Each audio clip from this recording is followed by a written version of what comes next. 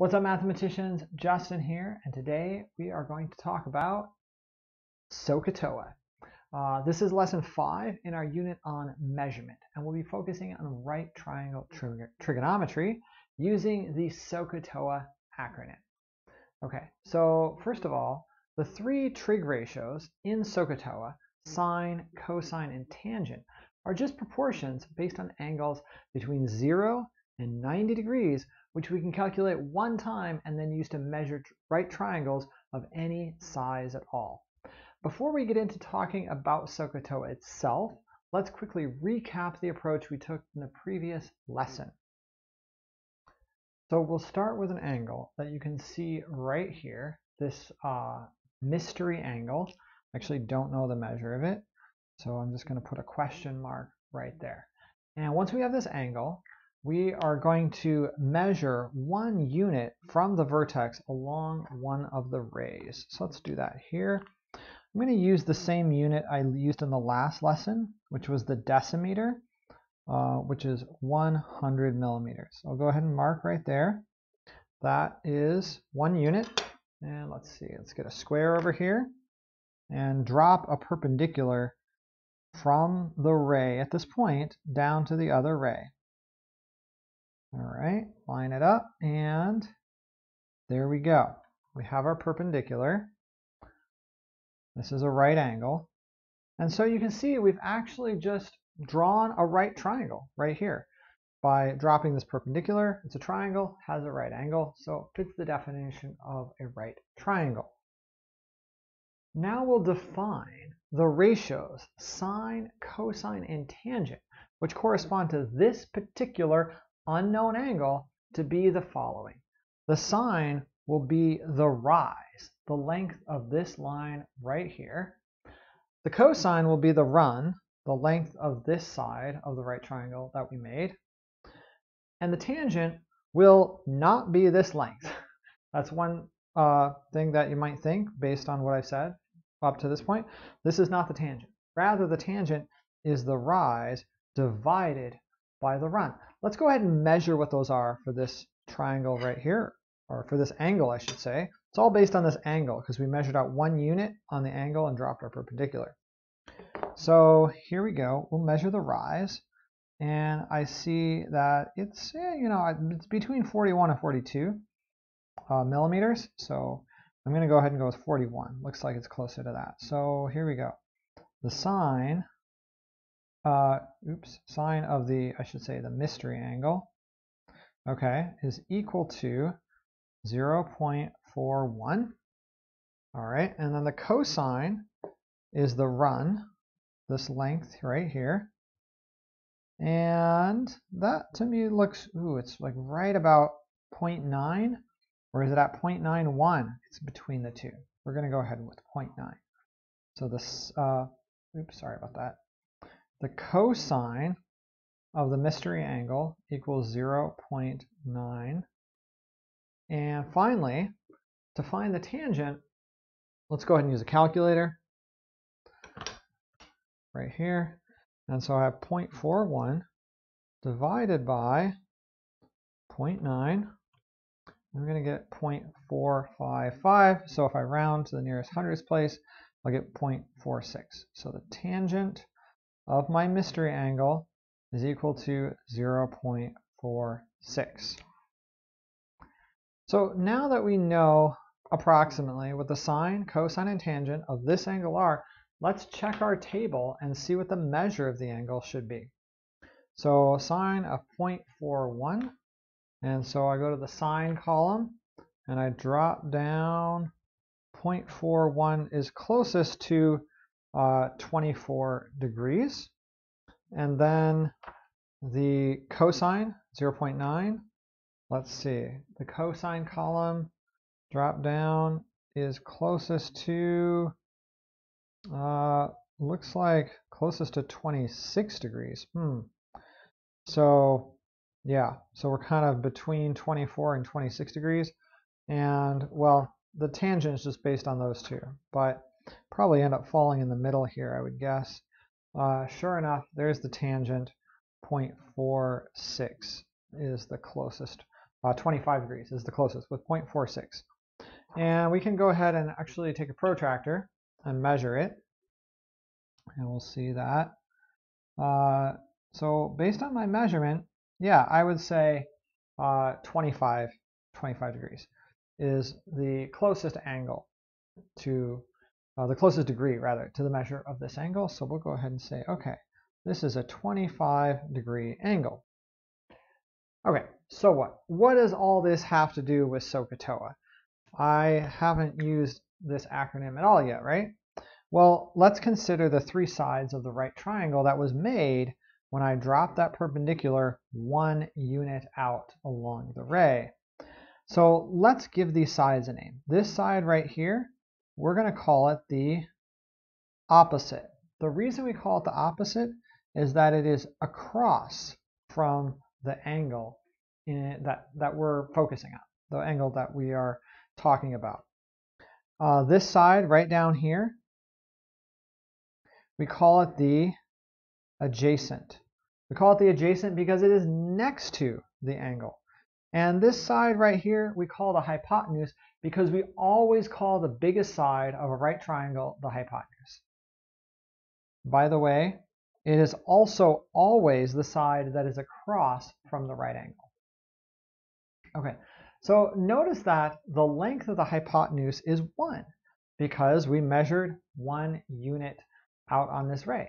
So it follows that while the sine is equal to the opposite in this case, it's also equal to the opposite divided by the hypotenuse. In other words, the rise divided by 1. And the cosine is equal to the adjacent over the hypotenuse. In this case, it came out to be exactly the adjacent because the hypotenuse was 1. Since the hypotenuse is 1 in this case, the opposite and the adjacent just give us these values of the sine and the cosine. But that won't always be the case, right?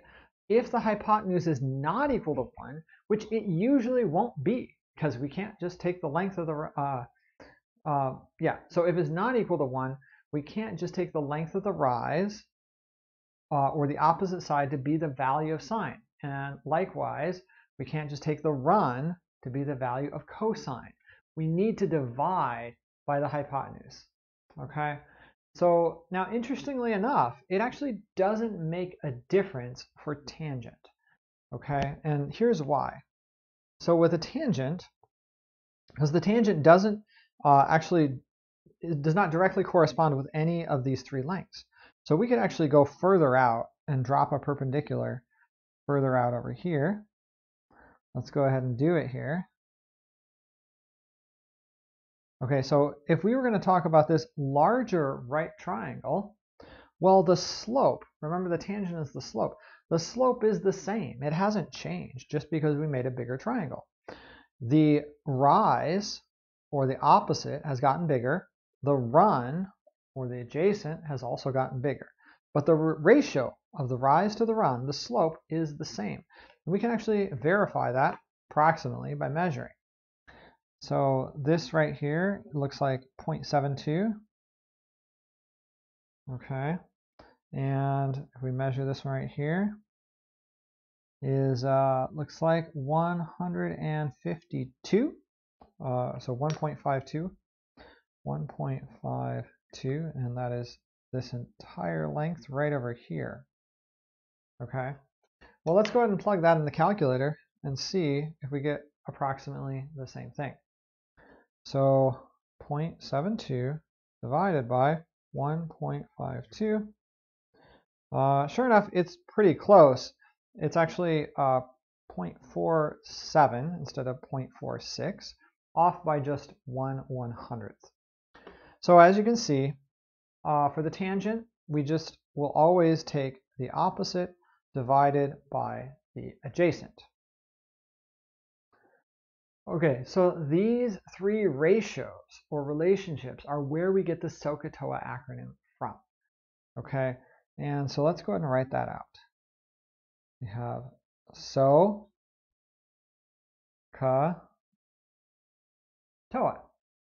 You may have heard of this acronym, and this is typically the way that right triangle trigonometry is taught in a high school geometry class. Now, I have admittedly taken a little bit of a roundabout way to get you here because I want you to understand that the sine and the cosine and the tangent correspond with the rise, the run, and the slope of the angle, especially for the case of tangent, where tangent corresponds with slope. And if we went straight to Sohcahtoa without discussing all of this as we did in the previous lesson and for the first bit of this lesson, I don't think you'd fully appreciate that. Okay, but now that we're here, let's take the more typical high school geometry approach to right triangle trigonometry. Let's learn about Sohcahtoa and do some examples. So the SO stands for the fact that the sine, let me make sure you can see what I'm writing here, is equal to the opposite over the hypotenuse. The CA stands for the fact that the cosine is equal to the adjacent over the hypotenuse. And the TOA stands for the fact that the tangent is equal to the opposite over the adjacent. Simple enough, something that you can memorize. Of course, you can look it up, but the Sohcahtoa acronym is something that students find really helpful for memorizing these three relationships. Okay? Now we'll look at a few examples. So when we're given a right triangle, as we can see right here, you need two more pieces of information beyond the fact that it has a right angle. We see right here, there's a right angle. At least one of those pieces of information must be a side. So we can have two sides or one side and one angle. In this case, we can see that we are given that the length of this side is 14 and the measure of this angle, let me go ahead and mark that in there, is 38 degrees. And we see an X here, meaning that in this case, I want to find the length of this side right here. If only two angles are given and no sides, you will not be able to determine the size of the triangle. It could be big, could be small. It would have the same shape, but you won't be able to determine any information beyond the angles. Okay, but if you have two pieces of information and at least one of them is a side, you can find out everything else about that triangle. You can measure it completely. Find all the angles, find all the lengths, find the area if you know the formula for the area of a triangle. So let's go ahead and do these examples. So starting with this one right here. Now, what I tell students when they're starting out with Sohcahtoa is to actually write out the three sides, you know, the opposite, the adjacent, and the hypotenuse. So if you're taking notes here, and this is relatively new to you, go ahead and write those out. And then write out what the value, what the length of each of those sides is in this triangle, because this will help us choose the correct ratio between sine, cosine, and tangent to use to solve for x in this particular example. So we see here, there is the angle, and the side of length 14 is across from the angle, so the opposite is 14. Now the adjacent is this one down here. It is the side that's touching the angle that's not the hypotenuse. And it turns out I don't know what it is, and I also don't care in this case. I'm going to go ahead and cross that out. And now the hypotenuse, we see that's the thing I'm trying to solve for. That's x. So now that we see that I'm interested in the opposite and the hypotenuse, not the adjacent, I go back to look at Sohcahtoa and I say, okay, which of these three does not include adjacent? And you'll see that cosine, you need adjacent for, tangent, you need adjacent, and the sine does not include adjacent. It's opposite over hypotenuse. So that means I'm going to use the sine to solve this particular problem. So I'll say that the sine of the angle, 38 degrees, is equal to the opposite, which is 14, over the adjacent, or sorry, over the hypotenuse, which is x. Now you just need to solve for x. And so I'll multiply both sides by x. This just takes a little bit of algebra. And I see that x times the sine of 38 degrees is equal to 14. So to get x by itself, I'll divide both sides by the sine of 38 degrees. Keep in mind that the sine of 38 degrees isn't some mysterious thing. It's just a number, right? It's a ratio, which is a number. And so I can look it up on a table or I can plug in the calculator. Okay, so let's go ahead and figure out what that is. So x is equal to 14 divided by the sine of 38 degrees. I'll pull out the calculator here. Now make sure your calculator is in degree mode because we're working with degrees here. Radians is another thing, which are super important, but we're not going to be working with radians in this class. So I'm in degree mode, and I will type in, okay, so 14 divided by the sine of 38 degrees, hit enter, and I see that the length of x is going to be 22.74 if I round to the nearest hundredth. So x is equal to 22.74. There we go. That's the first example. Okay, here is my next example, and once again, let's start out by writing out what the opposite, the adjacent, and the hypotenuse are equal to. So here's my angle, and we can see that across from the angle is x. So the opposite is x, and the adjacent is right here next to the angle. That's 55. And the hypotenuse, the longest side, the side across from the right angle, well, don't know, don't care. It's not given, and there's no variable there. I'm solving for this side right here. And so now I go to look at my Sohcahtoa, and I say, wait, which one of these does not have the hypotenuse? And you look at these, and you'll see pretty quickly that it's tangent that does not involve hypotenuse. So we're going to be using the tangent to solve for x in this particular example. So let's set that up. The tangent of the angle, 66 degrees, is equal to the opposite over the adjacent. So x over 55. Now I want to get x by itself, so I know the value of it. Do my little bit of algebra and multiply both sides by 55. And so I get that x is equal to, well, let's go ahead and plug in the calculator. So let's see, can you see it? Here we go. 55 times the tangent of 66 degrees. And we see right here, I get 123.53 if I round to the nearest hundredth. So here we go. 123.53. Rounded to the nearest hundredth. All right, so now let's go and look at a couple examples where instead of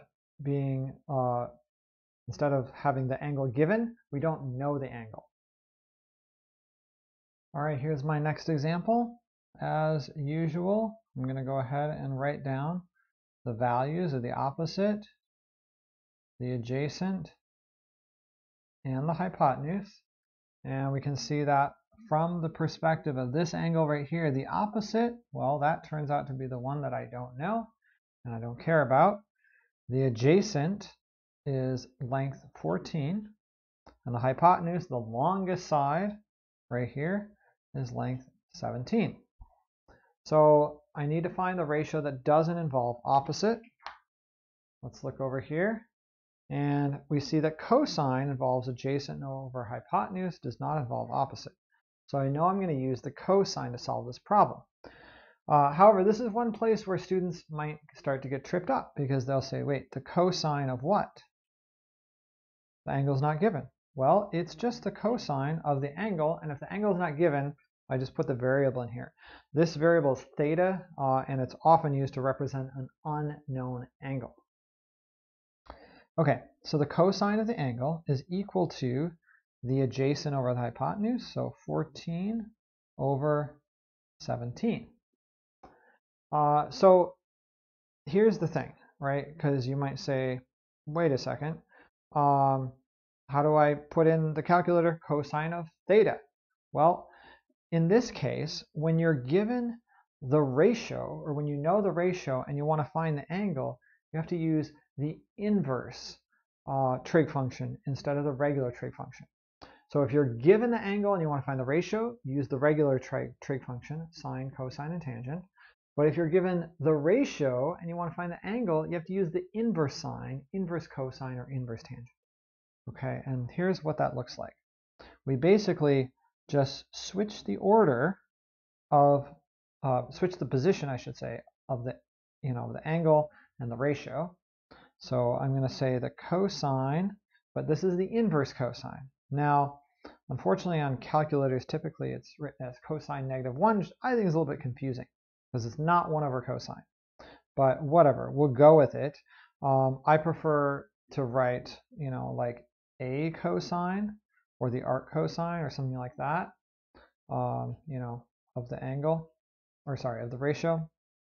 But typically calculators, you can see right here, I don't know if you can see it, might be a little bit small, but cosine to the -1. Some calculators I've seen have it different, but most people have these types of calculators, which don't. So, okay, so sorry, there's a little bit of an aside, just some frustrations I have with this particular notation. But this just means the inverse cosine.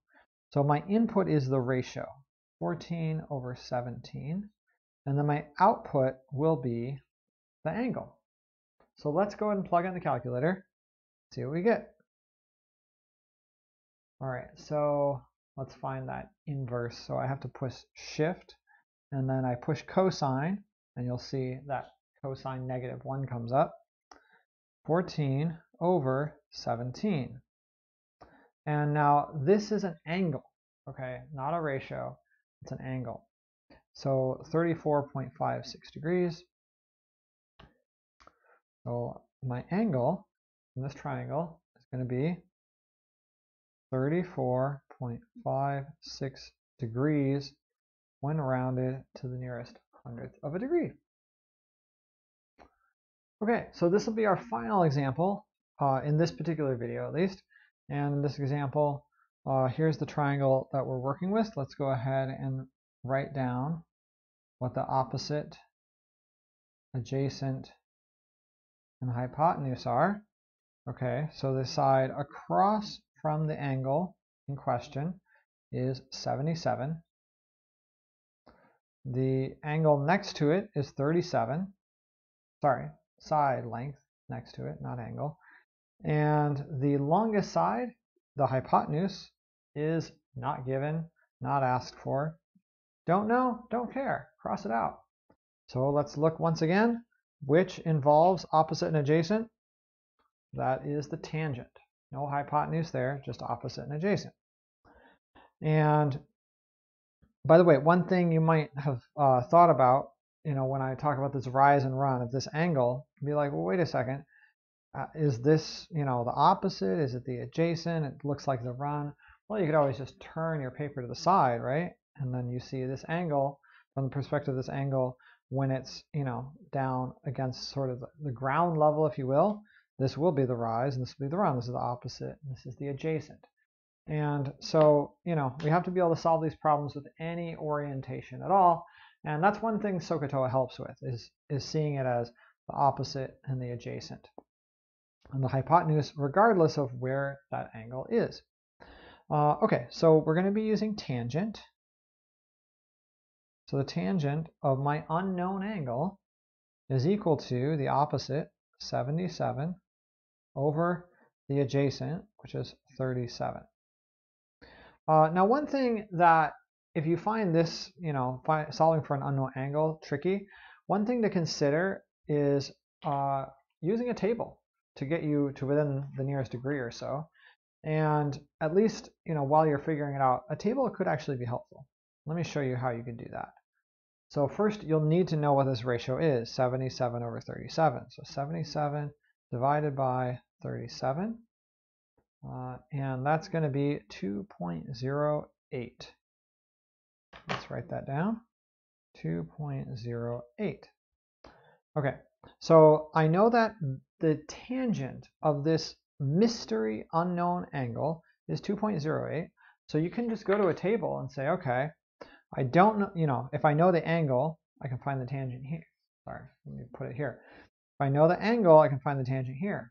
But I can go the other way, where if I know the tangent, I can find the angle here, right? So let's find the one that's closest to 2.08, and that will be this one right here, 2.05. What angle does that correspond with? 64 degrees. And so, I think it's great to be able to use a table, and I find it oftentimes helpful conceptually.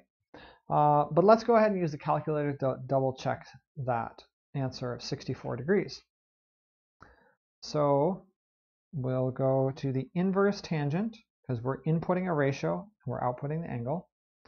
Let me actually write that out here. So the inverse tangent, sorry about that, inverse tangent of 77 over 37.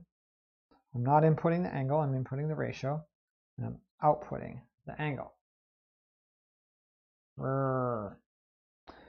Hate making those mistakes when I'm using Sharpies. If I use a pencil, I can erase it, but the Sharpies show up much better in the video. Okay, so let's go ahead and 77 divided by 37.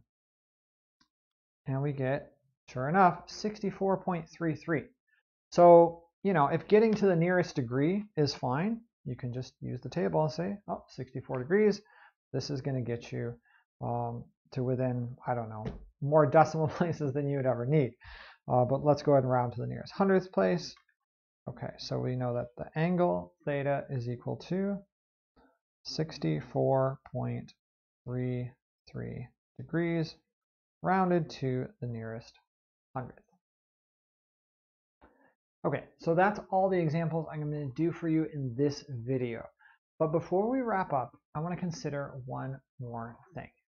It turns out that right triangle trigonometry, Sohcahtoa, is built on the fact that similar triangles have proportional sides and that all right triangles have the same angle sum. Okay, so this means that right triangle trig relies on those assumptions that I discussed in lesson 3. That similar triangles exist and have all their corresponding sides proportional, and that all right triangles have the same angle sum. This means that if either of those assumptions turned out to be false, our entire system of trigonometry that we're learning about, all the Sohcahtoa stuff, will just collapse. Let's hope that doesn't happen, right? I mean, now that we spent all this time learning about it, hopefully it won't all just collapse. Also, one thing to think about, students ask, why bother studying trigonometry at all? So there are all sorts of places where trigonometry shows up. One thing it's great for is measuring things that we cannot measure directly, or that would be pretty difficult to measure directly, like the height of that palm tree that I measured in lesson number 3, if you remember that one. It's great for planning things out. I personally have used it many times for woodworking and construction projects that I've done. For example, what if I'm designing like a slanted roof and I want the length of the roof to be 16 feet and I want it to have a rise of 8 feet and I want it to have a 20-degree angle? Well, it turns out that that's impossible. You can't have that. So instead we determine those two constraints beyond the right angle, and then we use trigonometry to find out what the rest of the measurements must be when we're planning things out. So why don't you use what you just learned in this lesson, these examples, to figure out what that slant angle of the roof would actually be if the length of the roof was 16 feet and the rise of the height was 8 feet. What would that angle be? Try it out. Anyway, so that will wrap up this particular video. As always, thank you for watching. If you learned something today, please do consider liking, subscribing, all that stuff. Very helpful, very much appreciated. In the next video, we will look at some examples of what we call solving a triangle. We'll learn about what that means, okay? So we'll see you then. Bye-bye.